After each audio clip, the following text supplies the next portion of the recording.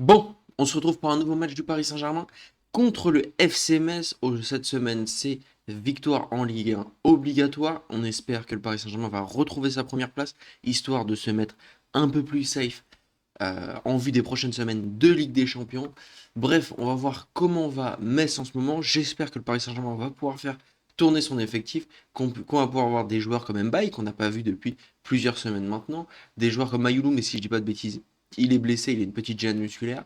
Euh, Beraldo, Lucas Hernandez, etc. On espère une bonne performance de Zabarni, même si c'est un peu compliqué en ce moment. Bref, on va voir ça ensemble. Footiste parisien pour vibrer chaque jour. Les couleurs de Paris, c'est l'amour toujours. Actu déchaîné, prépare-toi au détour. PSG, c'est la vie, la passion, le parcours. Yo yo les petits frérots, footix parisien, vous connaissez déjà une, 2, 3, 4 vidéos pour parler des news du Paris Saint-Germain. Pour ne rien rater, abonne-toi. Bref, passons à la vidéo. Que vaut Metz cette année? Voilà, que vaut Metz cette année? Est-ce que Metz est une bonne équipe de Ligue 1 cette année? Pas tellement, pas tellement, pas tellement. Actuellement, Metz est dernier de Ligue 1. Ils sont sur une série de défaites absolument ahurissantes. Bon courage les supporters de Metz. 3-1 contre Auxerre, 0-0 contre Lille. Il faut quand même voir qu'ils arrivent à accrocher des gros. Bon, Lille qui est pas trop en forme en ce moment, on l'a vu cette semaine avec leur défaite en Europa League. Mais voilà, ils arrivent quand même à accrocher Lille. Défaite 5-2 à Lyon, défaite 2-1 à Strasbourg. Pareil, Strasbourg qui joue pas mal. Mais bon, Strasbourg qui joue pas mal que contre le PSG. Va falloir en parler de ça. Des équipes qui jouent pas mal que contre le PSG. Défaite 4-0 contre Montpellier. Montpellier qui est actuellement en Ligue 2. Voilà, pour se rendre compte. 1 contre Lorient. Voilà, en Ligue 1, leur dernière victoire en Ligue 1 date du 9 novembre. Et depuis, ils ont pris 2 points. Depuis, ils ont pris 2 points depuis le 9 novembre. Ils ont 14 points. C'est une équipe qui est déjà à peu près en Ligue 2.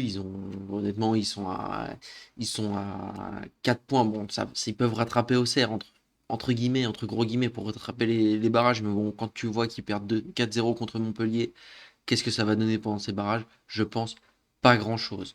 Du côté du PSG, bon, on le suit semaine après semaine, mais ça va pas extrêmement bien, surtout, je dirais surtout en Ligue 1 et même en fait en Coupe. Euh, T'as eu la victoire 3-2 contre Monaco. Moi, ce que j'ai bien aimé dans ce match, moi j'en ai parlé pendant l'après-match, vous pouvez aller voir la vidéo. J'ai bien aimé un petit peu le répondant du Paris Saint-Germain. Tu perds 2-0, mais tu perds papier. On se rappelle d'un PSG parce que ça nous semble être de l'histoire ancienne. Mais un PSG, il y a quelques années, tu perds 2-0 en Ligue des Champions, c'est fin de compétition. Le PSG, il y a quelques années, tu perds 2-0 en Ligue des Champions, ça revient pas. Le PSG avant Luis Enrique, c'était ça en fait, les gars. Faut pas oublier que tu as des matchs même où tu avais de l'avance et tu t'es saboté tout seul. Mais là, un 2-0, tu rates un penalty, le PSG de l'époque, il revenait pas. Donc c'est quand même un sacré caractère qui est offert par nos joueurs parisiens. Il faut quand même le saluer. Ensuite, tu as eu un 3-1 à Rennes. Ça, pour le coup, c'était relou. Surtout que, bon, c'est un match que tu aurais mérité plutôt de gagner, mais t'as tellement de ratés offensivement, et il y a aussi un problème au niveau du Paris Saint-Germain, c'est que défensivement, ça devient compliqué. Et ça, c'est un truc à noter. Défensivement, ça devient compliqué. Ce qui était l'un des meilleurs défenseurs du monde, si ce n'est le meilleur défenseur du monde, William Pacho, il commence à nous faire. Personne n'en parle, mais ça fait plusieurs matchs qu'il est un peu moins bon. Et je pense qu'il faut en parler. Est-ce qu'il est cramé? Je ne sais pas. Honnêtement, je ne sais pas. Je pense quand même il enchaîne bien les matchs. Là où Marquinhos, il est souvent laissé au repos. Match contre Rennes moyen, match contre Monaco moyen, il y a quelques erreurs. Vous voyez ce que je veux dire? Depuis le début d'année 2026, il ne nous fait pas toutes les grandes performances qu'il nous a fait vraiment au début d'année 2025. Donc, voilà. Et en plus, William Pacho, quand il n'y a pas Marquinhos, pareil, est-ce que c'est pas un peu plus compliqué? Moi, vous connaissez, si vous regardez les vidéos, je milite pour une réhabilitation totale de Marquinhos, qu'on parle de lui comme étant l'un des meilleurs joueurs au monde, tout simplement. Et je pense je me mets pas dedans, on a beaucoup sous-coté l'apport qu'avait Marquinhos dans cette défense avec Pacho. Et on a énormément mis en avant Pacho. En même temps, c'était super surprenant. Le mec, il arrive d'Allemagne, personne ne le connaît. En tout cas, personne ne le connaît en France. Et il arrive, il casse tout. Ça devient un des meilleurs défenseurs centrales du monde. Et puis, au moment où il arrive, tu prends la Ligue des Champions. Donc, c'est sûr que tu te dis qu'il n'en est pas pour rien. Mais je pense qu'aussi, c'était euh, pas mal grâce à Marquinhos quand tu es à côté d'un des meilleurs défenseurs centrales au monde. Voilà. simplement, tu deviens un des meilleurs défenseurs centrales au monde. Donc ça va être un match où le Paris Saint-Germain va certainement faire tourner. Moi aussi, un joueur que j'aimerais bien voir, parce que je suis pas non plus totalement satisfait de son concurrent, c'est Lucas Chevalier. J'aimerais bien voir un match de Lucas Chevalier, un match de Ligue 1, le mec, faut lui offrir du temps de jeu. Aussi parce que je suis français et j'aimerais bien qu'il aille à la Coupe du Monde, donc il faut qu'il ait du temps de jeu. Euh, Ça fomenante, mine de rien. Là, depuis qu'il est titulaire, entre guillemets, indiscutable, c'est ça qui est chiant, c'est qu'il nous fait des performances un peu moins bonnes.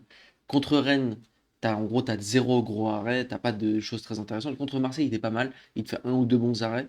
Contre Monaco, pareil. Bon, c'est des buts où tu te dis, il peut pas faire grand-chose. Mais c'est ça au Paris Saint-Germain. Est-ce que Chevalier aurait pas été meilleur que lui sur ces matchs-là? Vous savez quoi? Je crois que oui. Je crois que oui, je crois que Chevalier reste un meilleur gardien intrinsèquement par rapport à Safonov. Et je crois qu'on fait une erreur en mettant Chevalier trop sur le banc. Après, j'ai vu une blague qui m'a fait un peu rigoler. Euh, pour ce match, et un mec il a dit Chevalier sera malheureusement absent, il sera à Lyon pour manifester. Je sais pas si vous savez, à Lyon il y aurait une manifestation d'extrême droite, c'était ça la blague, bref. Passons à autre chose.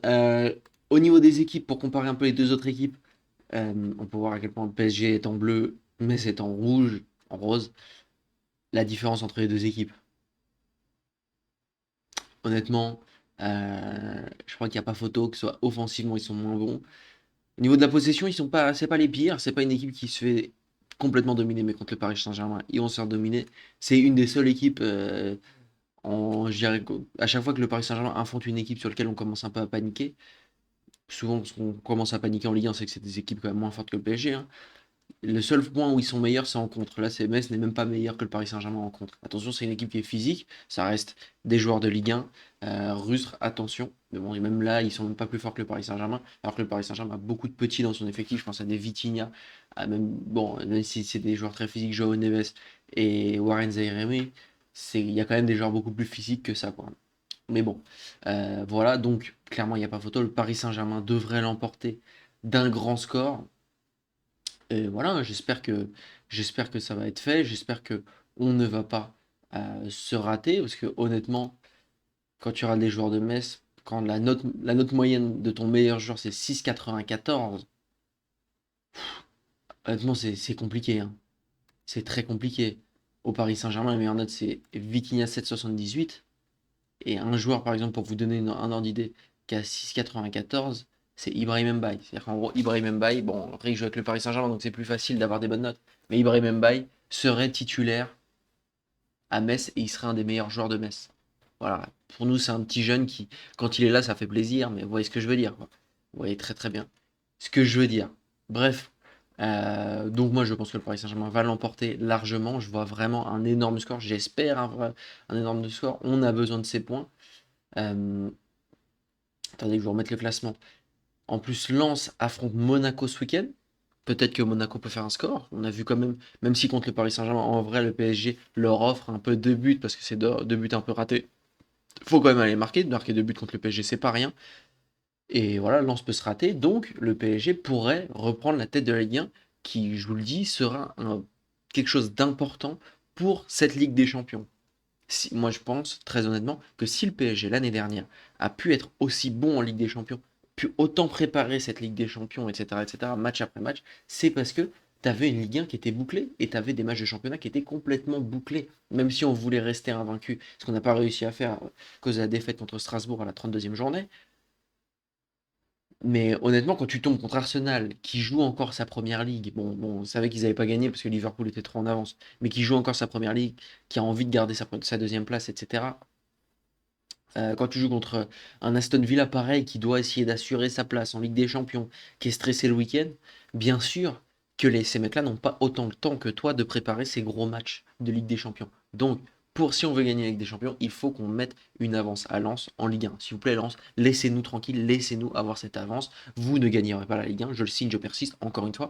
Voilà, je me mets, comme dirait Mohamed Eni, je me mets tout nu sur les Champs-Élysées si jamais Lens gagne la Ligue 1. Je n'y crois absolument pas. Ils ont déjà fait un très très beau parcours. J'ai vu, ils sont dans le top, top 5 européen, quand on regarde le nombre de points après 22 journées, actuellement ils sont dans le top 5 européen, c'est excellentissime pour Lens. Pour Lens, je suis très content qu'ils vont très certainement retrouver la Ligue des Champions cette année.